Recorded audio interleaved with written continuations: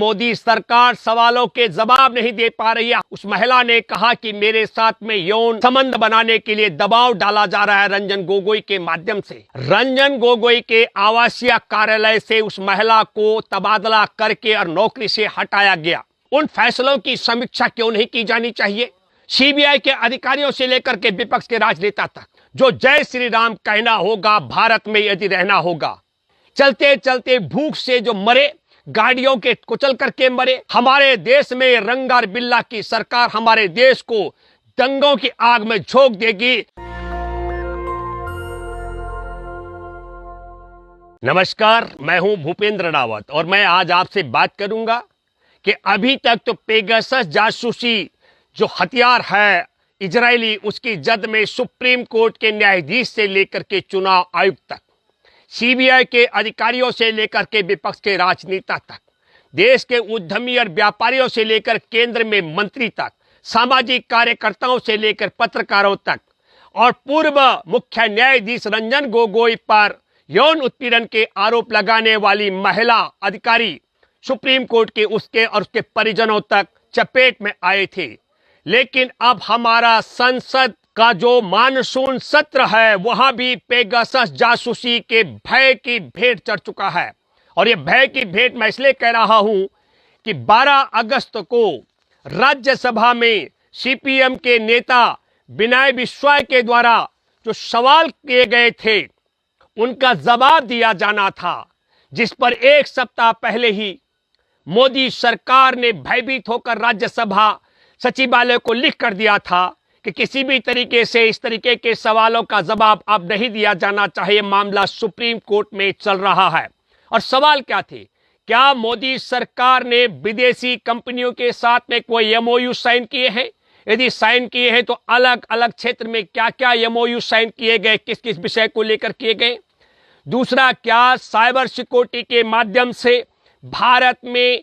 आतंकवादी गतिविधियों पर विराम लगाने के लिए कुछ कंपनियों के साथ समझौता किया गया है? और क्या एनएसओ कंपनी के साथ में देश भर में आतंकवादी गतिविधियों पर विराम लगाने के लिए किसी तरीके का समझौता किया गया है? और 12 अगस्त को इस सवालों के जवाब राज्यसभा में देने से पहले ही भयभीत मोदी सरकार ने अनिश्चितकालीन के लिए 11 अगस्त को ही संसद के सत्र को स्थगित करा दिया है। और सुप्रीम कोर्ट में मुख्य न्यायाधीश की अध्यक्षता में पेगासस जासूसी के मामले को लेकर एसआईटी जांच की मांग को लेकर जो याचिकाएं चल रही हैं उन पर 10 अगस्त को सुनवाई थी। 16 अगस्त का अगली तारीख है, क्योंकि मोदी सरकार सवालों के जवाब नहीं दे पा रही है। हालांकि सुप्रीम कोर्ट ये मान चुका है कि यह बहुत गंभीर मामला है। और अब हम ये कहना चाहते हैं कि सुप्रीम कोर्ट ने एक अहम बात कही है कि याचिकाकर्ताओं को सोशल मीडिया में इस मुद्दे पर चर्चा नहीं करनी चाहिए। चर्चा अगर हमारे सुप्रीम कोर्ट में चल रही है तो सुप्रीम कोर्ट में ही इस पर चर्चा की जानी चाहिए। मैं बिल्कुल सुप्रीम कोर्ट में मुख्य न्यायाधीश एनवी रमन्ना जी के अध्यक्षता में बेंच के इस राय पर सहमत हूं। लेकिन मैं एक बात अपील करना चाहता हूं देश के लिए, जनहित के लिए, और देश में पेगासस जासूसी के जद में आ चुके सुप्रीम कोर्ट के मुख्य न्यायाधीश रह चुके रंजन गोगोई पर यौन उत्पीड़न का आरोप लगाने वाली सुप्रीम कोर्ट की महिला, जब सुप्रीम कोर्ट के मुख्य न्यायाधीश अक्टूबर 2018 का मैं जिक्र कर रहा हूं, रंजन गोगोई के आवासीय कार्यालय पर जो महिला तैनात थी, उस महिला ने कहा कि मेरे साथ में यौन संबंध बनाने के लिए दबाव डाला जा रहा है रंजन गोगोई के माध्यम से, और अगर दबाव डाल करके नहीं माना गया तो नौकरी से निकाला जाएगा, हटाया जाएगा। इस सब करने के बाद और पीड़ित महिला की शिकायत पर, इस तरीके की आवाज उठाने पर रंजन गोगोई के आवासीय कार्यालय से उस महिला को तबादला करके और नौकरी से हटाया गया। यही नहीं,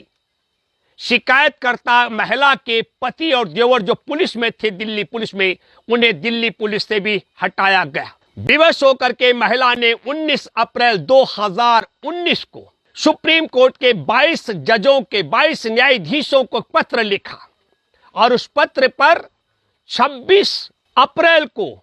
एक जांच बैठी 3 जजों की, जिसकी अध्यक्ष जिसमें हम ये कह सकते हैं कि ऐसे बोबड़े जो बाद में मुख्य न्यायाधीश भी रहे हैं, 3 जजों की, जस्टिस इंदिरा बनर्जी और जस्टिस इंदु मल्होत्रा भी उन 3 जजों में शामिल थे। और बहुत रोचक बात यह मैं इसलिए कहना चाहता हूं कि तीनों जजों की रिपोर्ट में यह पाया गया कि रंजन गोगोई पर लगाए गए आरोप गलत हैं। लेकिन मैं यह कहना चाहता हूं कि रंजन गोगोई की जो सेवानिवृत्ति है वह नवंबर 2019 में होती है, और नवंबर 2019 में सेवानिवृत्ति से पहले शिकायतकर्ता, यौन उत्पीड़न की शिकायतकर्ता महिला की बहाली हो जाती है। और यही नहीं, उनके पति और देवर को भी दिल्ली पुलिस से जिन्हें हटाया गया था उनकी भी बहाली हो जाती है। और सेवानिवृत्ति के बाद में जस्टिस रंजन गोगोई को भारतीय जनता पार्टी राज्यसभा के कुर्सी पर बिठा देती है। तो मैं मुख्य न्यायाधीश एन.वी. रमन्ना की बेंच से देश में जनहित के लिए अपील करता हूं, यह आग्रह करता हूं कि जिस दिन अक्टूबर 2018 में सुप्रीम कोर्ट में काम करने वाली महिला ने यौन उत्पीड़न के आरोप लगाए थे जस्टिस रंजन गोगोई पर, तब से लेकर के और सेवानिवृत्ति के दिन तक रंजन गोगोई ने जो फैसले सुनाए हैं उन फैसलों की समीक्षा क्यों नहीं की जानी चाहिए? क्यों नहीं अध्ययन किया जाना चाहिए कि वो फैसला दबाव में किए गए कि नहीं? मैं ये बात इसलिए कहना चाह रहा हूं, यदि वह महिला यौन उत्पीड़न की शिकार हुई और उसकी शिकायत जायज थी, तो फिर 3 जजों की जांच कमेटी ने चीफ जस्टिस रंजन गोगोई को निर्दोष होने का सर्टिफिकेट कैसे जारी किया? और अगर वह महिला झूठा आरोप लगा रही थी तो फिर उनकी पुनः बहाली सुप्रीम कोर्ट में किस हैसियत से कर दी गई, किस आधार पर कर दी गई है? यह बात मैं इसलिए कहना चाह रहा हूं क्योंकि पेगासस जासूसी की जो लिस्ट है भारतीयों की, जो मैंने कहा कि सुप्रीम कोर्ट के न्यायाधीश से लेकर चुनाव आयुक्त तक, सीबीआई के अधिकारियों से लेकर के विपक्ष के राजनेता तक,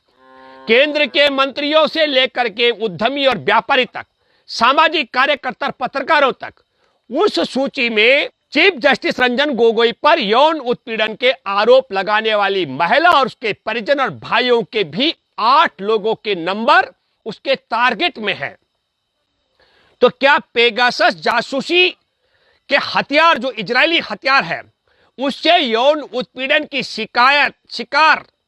महिला को पेगासस जासूसी के हथियार से विवश किया गया ताकि वह जस्टिस रंजन गोगोई के खिलाफ जो सबूत हैं उनको आगे ना बढ़ाए? या पेगासस जासूसी के जो हथियार है, इजरायली हथियार, उससे रंजन गोगोई की जासूसी करके और सुप्रीम कोर्ट में मनमाफिक फैसले कराने के लिए सुप्रीम कोर्ट में यौन उत्पीड़न का आरोप लगाने वाली, सुप्रीम कोर्ट के मुख्य न्यायाधीश पर आरोप लगाने वाली महिला सरकार में उन लोगों के हथियार के रूप में काम कर रही थी, टूल किट के रूप में, जो पेगासस जासूसी से हमारे देश में एक एक युवा युवती के फोन पर भी ताक झांक कर रहे हैं। इसलिए मैं अपील करना चाहता हूं सुप्रीम कोर्ट के मुख्य न्यायाधीश की अध्यक्षता वाली बेंच से कि बहुत गंभीर विषय है जो मैं सवाल उठा रहा हूं। फिर मैं कहना चाहता हूं कि यदि चीफ जस्टिस रंजन गोगोई यौन उत्पीड़न के आरोप उन पर झूठे थे तो महिला की बहाली क्यों? और यदि आरोप सत्य थे तो चीफ जस्टिस को बेगुनाह या निर्दोष बताने का सर्टिफिकेट क्यों जारी किया गया? और मैं इसके साथ साथ में अपील करता हूं सुप्रीम कोर्ट के मुख्य न्यायाधीश की अध्यक्षता वाली बेंच से कि न केवल ये नवंबर 2019 में अयोध्या में विवादित जगह पर राम मंदिर का निर्माण करने का फैसला 8 जजों की बेंच का, और अयोध्या में ही 5 एकड़ जमीन बाबरी मस्जिद के निर्माण के लिए आवंटित करने का या देने का जो फैसला था, उसके बाद से लेकर भारत में राम का नाम बदनाम करने वाले और जय श्री राम का नारा लगाकर आतंक का पराई बन चुके लोगों से देश के आम नागरिकों को बचाने के लिए सुप्रीम कोर्ट की बेंच को, सुप्रीम कोर्ट के मुख्य न्यायाधीश को स्वतः संज्ञान लेना चाहिए। यह बात मैं इसलिए भी कह रहा हूं कि संसद की चौखट पर भारत छोड़ो आंदोलन 9 अगस्त से एक दिन पहले भारत जोड़ो आंदोलन के नाम पर किस तरीके से जो जय श्री राम कहना होगा भारत में यदि रहना होगा। क्या सुप्रीम कोर्ट में बैठे मुख्य न्यायाधीश अगर हमारे देश के अंदर राकेश अस्थाना को दिल्ली पुलिस का मुखिया तैनात करके अमित शाह और नरेंद्र मोदी देश को दंगों की आंख में झोंक कर उत्तर प्रदेश के विधानसभा चुनाव से लेकर देश के 5 राज्यों में चुनाव जीतने की बिसात बिठा रहे हैं हिंदू मुसलमान करके, क्योंकि हमारा देश आप भी जानते हैं सुप्रीम कोर्ट में बैठे मुख्य न्यायाधीश जी कितना झूठ हमारे देश के प्रधानमंत्री बोल रहे हैं कि हमने कोरोना काल में हमारे देश के मजदूरों को उनके गांव तक पहुंचाने के लिए खर्च किया है। मैं दावे के साथ में कह सकता हूं कि जिस दिन लॉकडाउन किया गया था 24 मार्च को, तब से लेकर 14 करोड़ लोग सड़कों पर चलते रहे। अगर नरेंद्र मोदी की सरकार ने खर्चा किया है तो मध्य प्रदेश के जो मजदूर महाराष्ट्र में पटरी पर चलते चलते जिनके टुकड़े टुकड़े बिखर गए थे वो क्यों कटे? हमारे देश की महिलाएं जो चलते चलते गर्भवती महिलाएं बच्चे जनती रही खुले आसमान के नीचे, समय से पहले गर्भपात हुआ महिलाओं का, हजारों महिलाओं का, चलते चलते भूख से जो मरे, गाड़ियों के कुचल करके मरे, उन सब की जान क्यों जाती? मैं ये बात इसलिए भी कहना चाहता हूं, कहा जा रहा हमने कोरोना काल में बहुत बढ़िया काम किया। आप भी जानते, सुप्रीम कोर्ट में बैठे जजों से लेकर पत्रकार और विपक्ष के राजनेता से लेकर नरेंद्र मोदी भी जानते हैं कि किस तरीके से चील कवर कुत्ते हमारे देश में पहली बार हम देख रहे थे गंगा यमुना में, और गंगा में विशेष तौर पर हजारों हजार हिंदुओं की लाशों को चील कवर कुत्ते खा रहे थे और किस तरीके से कफन चोरी किए जा रहे थे। इसलिए मैं आपसे अपील करता हूं कि पेगासस जासूसी के मामले में किस तरीके से नरेंद्र मोदी की सरकार भयभीत होकर के संसद का सत्र का अनिश्चितकालीन के लिए समापन करवा चुकी है, और किस तरीके से सुप्रीम कोर्ट के आदेश के बाद हमारे देश में आज का एक ताजा वीडियो है कानपुर का, किस तरीके से एक बालिका बिलख रही है, उसके पिता को पीटा जा रहा है, जय श्री राम कहा जा कल उसको जय श्री राम कहने के लिए विवश किया जा रहा है। ये तो कुछ वीडियो और कुछ उजागर हो रहे हैं। जस्टिस रमन्ना जी, मैं आपसे अपील करता हूं, हमारे देश को जय श्री राम का नारा लगाने के लिए विवश करने वाले आतंकियों से हमारे देश को बचा दीजिए। हमारे देश में रंगार बिल्ला की सरकार हमारे देश को दंगों की आग में झोंक देगी, इससे हमारे देश को बचा दीजिए। मैं सुप्रीम कोर्ट में बैठे मुख्य न्यायाधीश से अपील करता हूं आपसे, जिन सैकड़ों गुंडों ने राजधानी दिल्ली में नारे लगाए विशेष समुदाय के खिलाफ कि वो काटे जाएंगे, उनके भगवान को काटा जाएगा, इस तरीके से वो राम नाम चिल्लाएगा, और किस तरीके से जय श्री राम जो कहना होगा अगर भारत में रहना होगा। मैं एक बात ये भी कहना चाहता हूं कि इन आतंकी गुंडों के बाप का देश नहीं है, पर मैं अपील करता हूं, हमारा देश अभी संविधान से चल रहा है, संघ के विधान से नहीं चल रहा है। मैं रमन्ना साहब आपसे अपील करता हूं, करबद्ध प्रार्थना करता हूं कि पेगासस जासूसी के मामले में सुप्रीम कोर्ट में बैठे जजों को इस समय एसआईटी के गठन का बिल्कुल इसकी पारदर्शी तरीके से जांच होनी चाहिए। मैं बधाई देना चाहता हूं कि आपने अपराधियों के खिलाफ जिस तरीके से, खास करके मुजफ्फरनगर के दंगाइयों के खिलाफ जो 76 आपराधिक मामले वापस लिए गए थे, उन सब मामलों को दोबारा से उन पर सुनवाई करने के लिए, और मैं अपील करता हूं एक एक आरोपी पर पूरी सुनवाई होनी चाहिए। स्वयं मुख्यमंत्री योगी आदित्यनाथ बड़े आपराधिक मामलों में, गैर जमानतिया धाराओं में आपराधिक मामलों में आरोपी रह चुके, उन पर अपने मामले वापस ले चुके हैं। लेकिन मैं ये भी कहना चाहता हूं कि इन सब के साथ साथ में राजधानी दिल्ली में, हमारे देश में इस तरीके से जो अराजकता फैलाने वाले हैं, सुप्रीम कोर्ट में बैठे मुख्य न्यायाधीश आपसे अपील करता हूं कि क्यों नहीं ऐसे गिरोह के खिलाफ, ऐसे आतंकियों के खिलाफ राष्ट्रद्रोह का मुकदमा बनना चाहिए, जो धमकी दे रहे हो। हमारे देश में संविधान के मुताबिक बहुत साफ है, हमारे देश में जाति, धर्म, मजहब और लिंग सबके लिए हमारा संविधान बराबर अधिकार देता है। तो इन गुंडों को, इन आतंकियों को किसने अधिकार दे दिया जो कह रहे हैं कि यदि भारत में रहना होगा, राम नाम कहना होगा, जय श्री राम कहना होगा। मैं आपको फिर कहना चाहता हूं, मैं बधाई देना चाहता हूं